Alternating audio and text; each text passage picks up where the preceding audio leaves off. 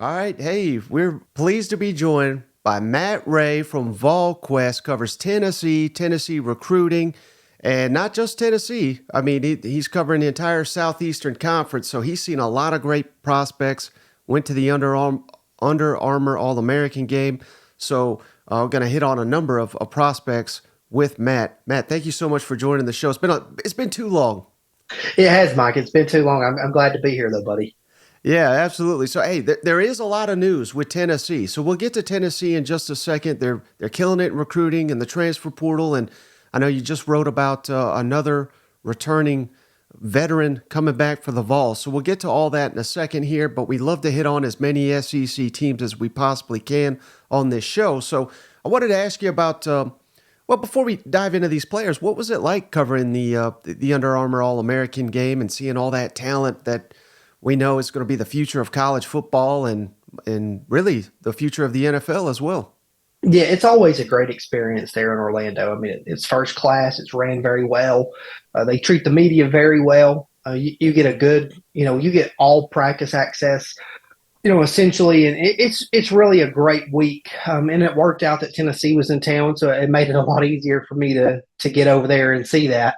But yeah, for me, I've been to several Under Armour, at least practices and/or games in the past, but this one is as loaded as anyone that I can remember. And did you, most importantly, I got to ask you this: did you pull an Austin Price? Did you go to Disney World while you were down there? I did not. I did. I did not. My wife was pushing for it though, but a little bit of work here and there just didn't make in for a Disney World top day. I gotcha. Well, so let's dig into some of these prospects, Matt. And I know this guy was on Tennessee's radar, so you should have a good read for Dominick McKinley, who of course, he's going to LSU. What can you tell Tiger fans about McKinley? Yeah, super talented guy. Just really moves well for his size. A guy that I think throughout the three practices that I was there for really shined. Violent hands, quick get off. Just a guy that's a problem for interior, top offensive linemen. Just because he's so big, he's so strong, he's so fast. Almost. I never watched any of his high school film, but would imagine he had to demand a double team most every snap at the high school level. So a guy that I think still has considerable room to grow, even in terms of just his game as he continues to get more polished, but a really freakish top prospect. Yeah, well, that sounds promising, particularly with LSU new defensive line coach Bo Davis, one of the best out there. So LSU fans very excited there. How about I know there was huge recruitment from Williams and Nwaneri here. Of course, he's signed with Missouri. Oklahoma was in the mix. Tennessee was in the mix. He was down at the Under Armour All American game. What can you tell us about a defensive prospect that some people had pegged as maybe the top defensive prospect in the country? Yeah, I think I saw Williams a couple times in, January and then again in the spring and then in July or in June when he was here for his official visit. So, I think from, that point, kind of, he was here at the end of June. So from the end of June until, there in, late December, I think he had added to that frame already, which I think was made him one of the more physically impressive prospects, just kind of on the hoof there at Under Armour. A guy really, really explosive, really high ceiling. It's pretty easy to see when you're projecting those rankings why Williams, Nwaneri is as high as he is.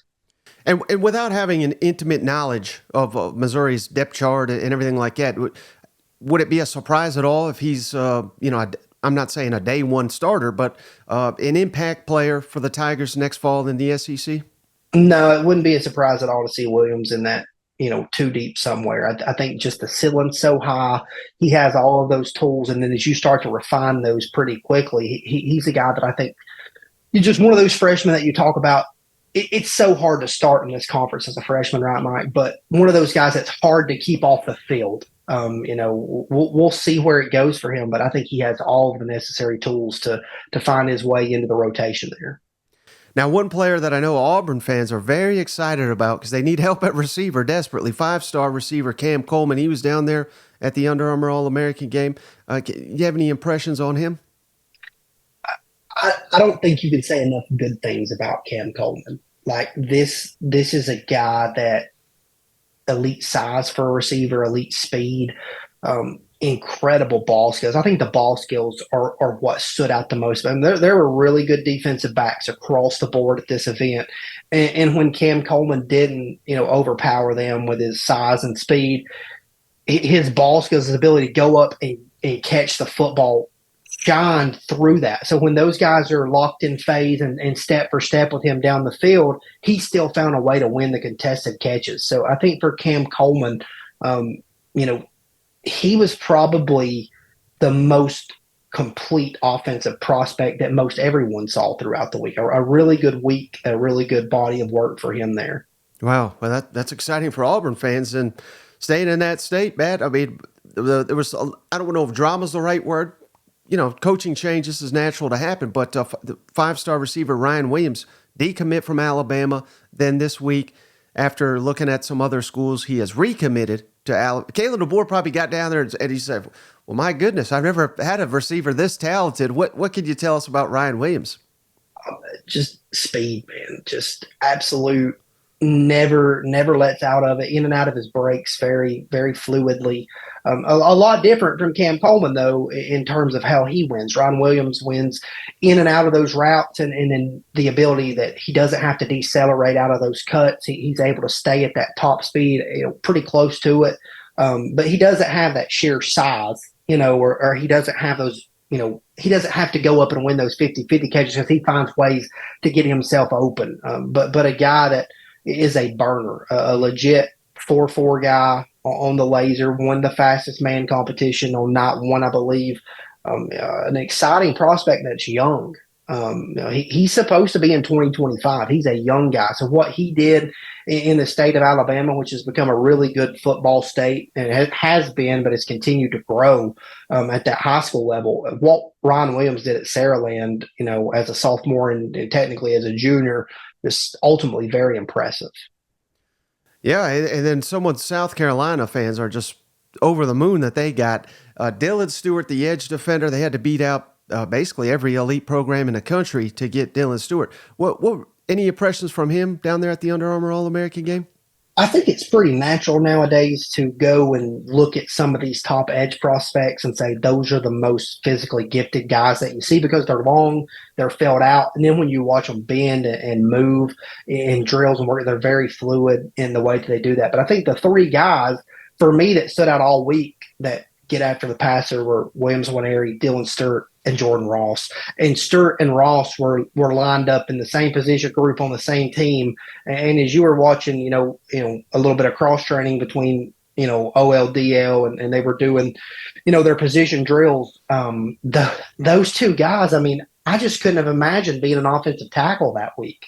You got Dylan Stewart, who really good bull rush, really good speed rush. Jordan Ross, who if you try to play the speed rush, he's going to get in your chest. And those guys, just being able to watch them back to back, I thought they had a complete week and a really good body of work there at Under Armour. And Dylan Stewart is a high ceiling guy headed to South Carolina.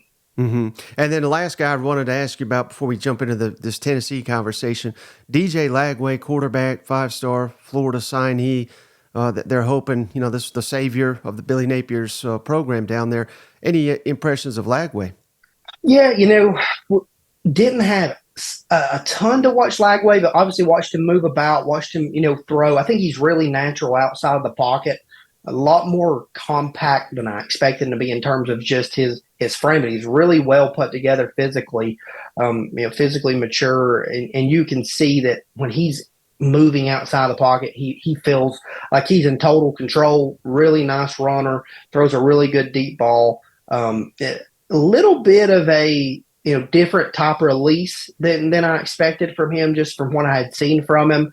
But gets the ball out and is timely, kind of in everything that he does. Mm-hmm. All right, so the team that most people, I assume, are fired up to hear you talk about, Matt, Tennessee Vols. I know you just on VolQuest wrote about Javontez Spraggins made his decision to return.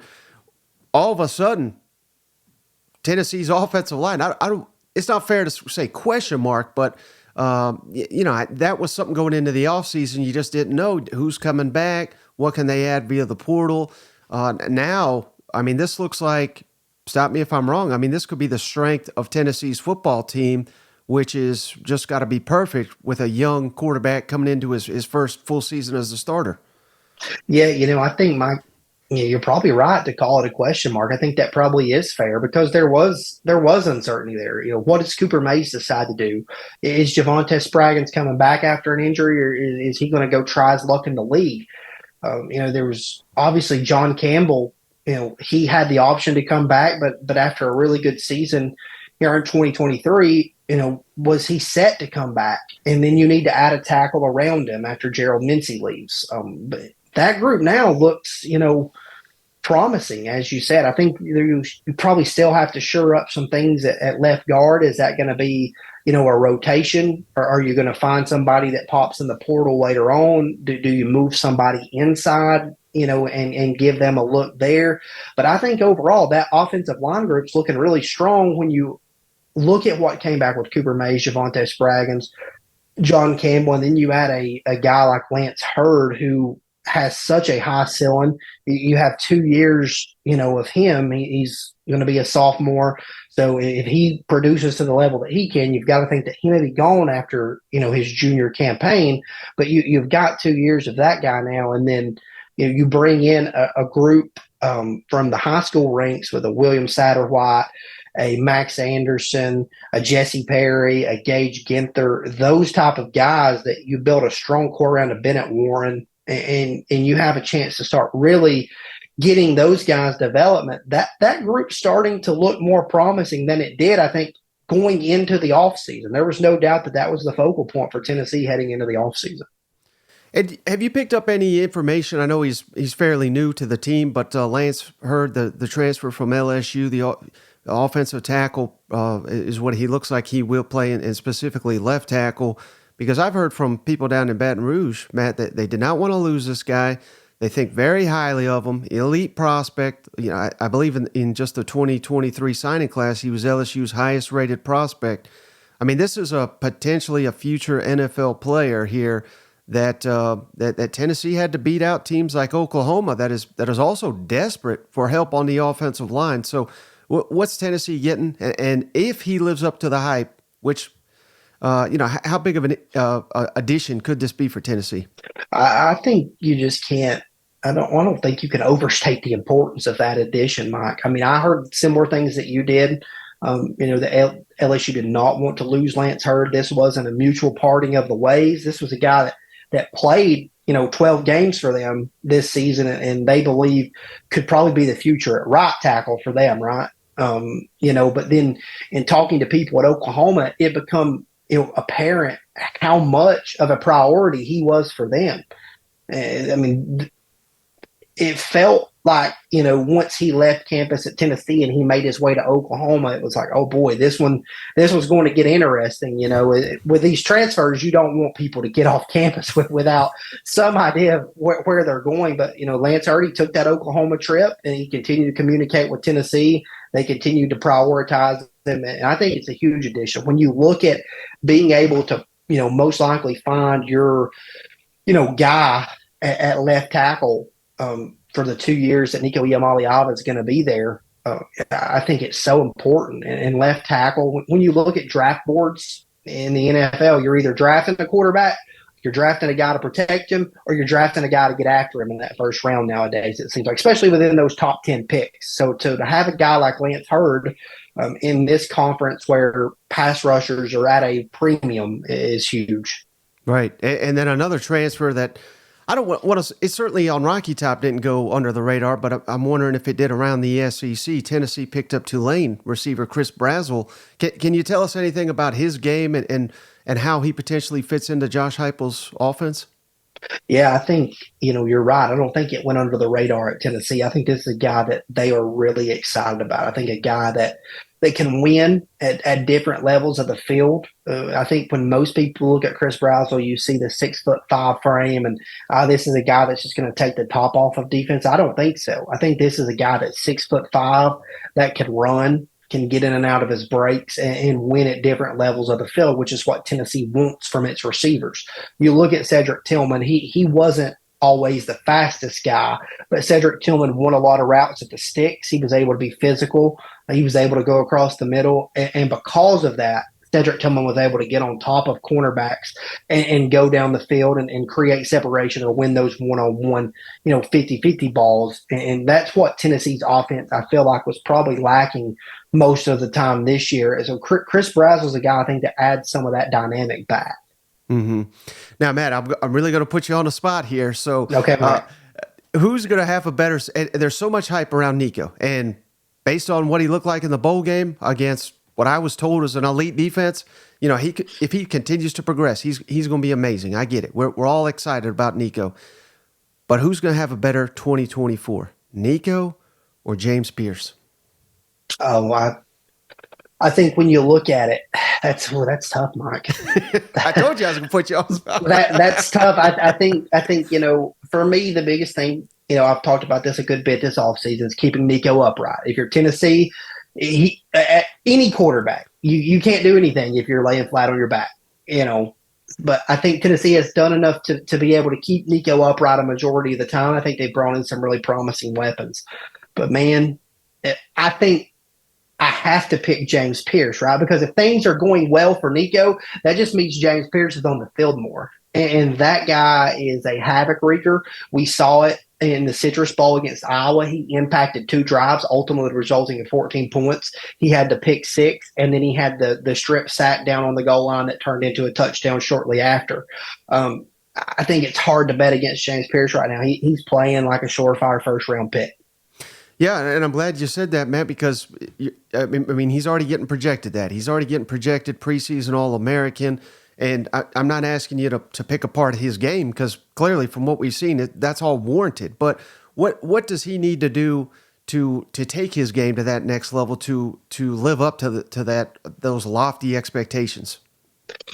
Honestly, Mike, I think it's just continuing to show that consistency. I thought as the season went on at Tennessee, I kind of think it's been that way over the course of James Pearce's career, actually. I think when James Pearce arrived, especially during that class coming out of that cycle, there was no one in the class that had a better first step than James Pearce. So when you have that electric first step that he has, you're able to bend around high school tackles and get to the quarterback and show everybody kind of where your ceiling is. And then as a freshman, he kind of put that on display at times. You saw James Pearce get to the quarterback, but he wasn't always on the field as much because he wasn't quite there in the run fit yet. Some of that come with adding, weight to his frame and continuing to understand the physicality piece of the game. I thought as 2023 went on for James Pearce, he became a better run defender as well. And then in, that right, we were able to see Tennessee get more creative with him.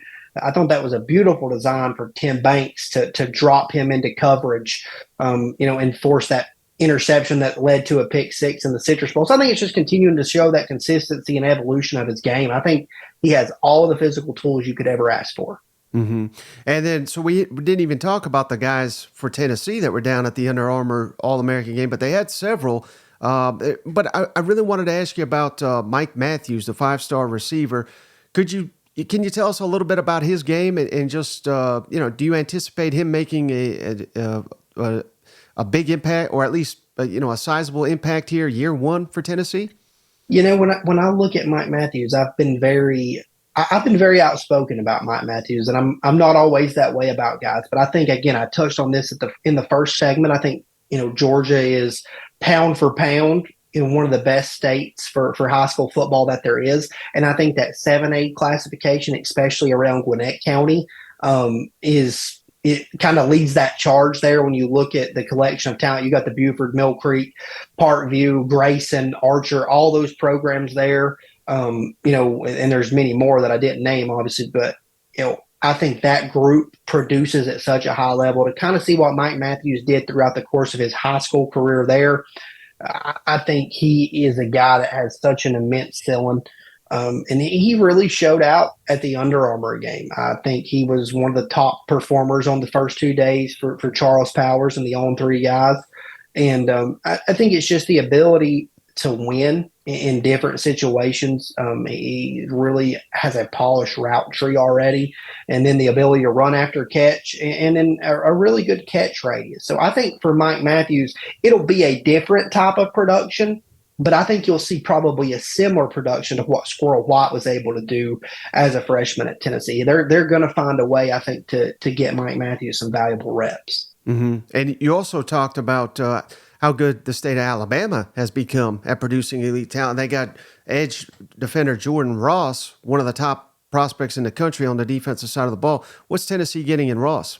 Yeah, the stock's up for Jordan Ross right now after the Polynesian Bowl and the Under Armour Bowl. I think he really put everything on full display. He's dominating the basketball court right now as well. I mean, Could he play for Rick Barnes? No. If you go to Twitter right now, there's a tweet today of Jordan Ross, and I'm honestly surprised the rim didn't come off, Mike. I mean, just an absolute fast break, full court, two-handed jam. I mean, just he's a high twitch athlete that has so much explosion and produced at an elite level for Vestavia Hills this past fall. Over 20-something tackles for losses, 12 and a half sacks in 12 games. A guy that I think, again, you're getting a speed rusher that has the frame to develop and be a three-down player, over the course of his career at Tennessee. And Tennessee loves speed rushers. There's no doubt about that. They want to get after the passer. They're going to try to play. It goes without saying they're going to try to play with the lead. They play tempo, and Jordan Ross fits everything that Tennessee wants in terms of a pass rusher. Now, what about running back Peyton Lewis? Because Jabari Small and Jalen Wright off to the NFL, bringing back Dylan Sampson, of course, who's poised to have a huge campaign this season. Cam Seldon, who got his feet wet next season, looks to have a bigger role. But given that two great backs are off the team now to the NFL, is there a path to Peyton Lewis getting some carries this fall? Yeah, I think there's a path for Peyton Lewis coming in as an early enrollee to push Khalifa Keith for that, number 3 spot and try to earn some carries. I think Peyton Lewis is what Tennessee envisions from its running backs, a guy that is a lead at the second level. You have to pass protect, though. That's so critical, and you have to be able to pick that up. And it's tough when you're coming from the high school level, right? You're not always used to pass protecting. You're either out in a route because you're a superior athlete, or you're getting the ball and you're running for a touchdown. I mean, it's kind of the natural evolution of a high school running back is nowadays. You're not pass protecting so much, so you have to learn that. And there's a physicality side of that, and a technique side of that, and it's tough for freshmen. So that's something that he's going to have to embrace. But as he does, I think he'll have chances to get carries as a freshman. Mm-hmm. Now, turning the page to the 25 class, Tennessee just got a huge commitment. George MacIntyre from the Nashville area, quarterback, one of the top quarterback prospects in the country. What can you tell us about his game and what this could conceivably do for the next, the current Tennessee recruiting cycle, having the quarterback and an elite one at that already in the boat? Yeah, Mike, I think when you look at George MacIntyre, you're getting a guy that fits what Tennessee wants in their system at the quarterback position. He's an athlete. He plays basketball at a high level. He's able to move. He's not a statue in the pocket, despite his frame. He's similar, probably not as fast as a straight line runner as Nico, but not far off, I would say. But a guy that's really nice escapability, really accurate in and out of the pocket, really nice arm talent. I think the interesting thing for George is he's still pretty slim. He's got a really good frame to add to, though. So as he throws it on, his deep ball and everything that he continues to do is only going to get better. Now, I think when you look at his tools, his skill set, like I said, it just lines up with what Tennessee wants. But I think the most important thing with George right now that maybe is getting overlooked, Austin and I have talked about it a little bit, at VolQuest, and Eric and I talked about it last night in another show. George is committed in January.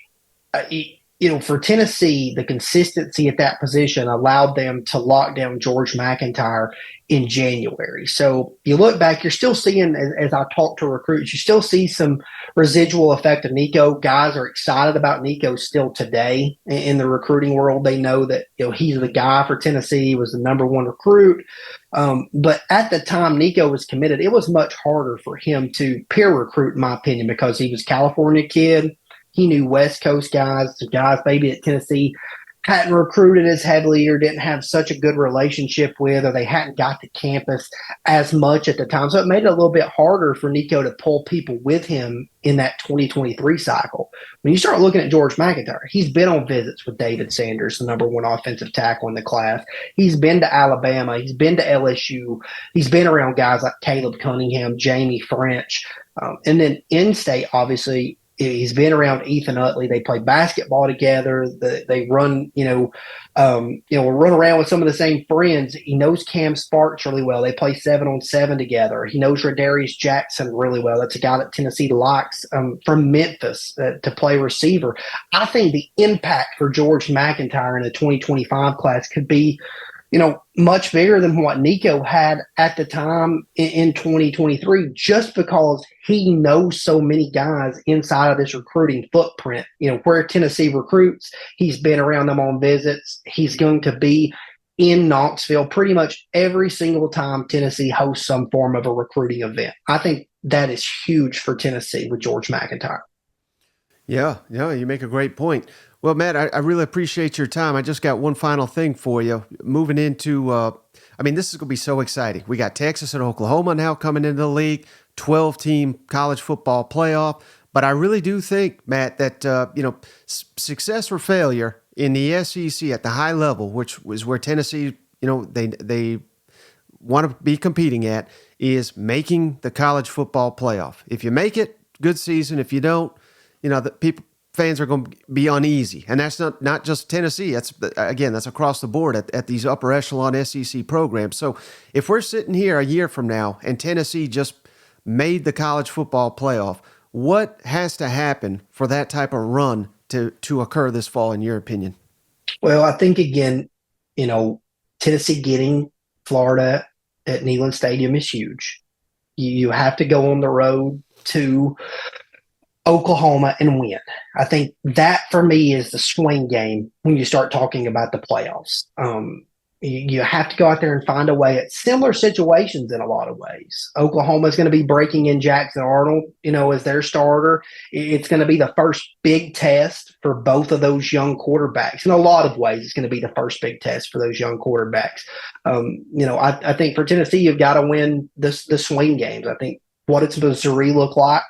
Under Eli Drinkwitz, I think they have a chance to be right there in that conversation. But if you're Tennessee, if you go beat Oklahoma and you go beat Missouri and you kind of just take care of business as you should the rest of the way, they're going to find a way into the 12-team playoff.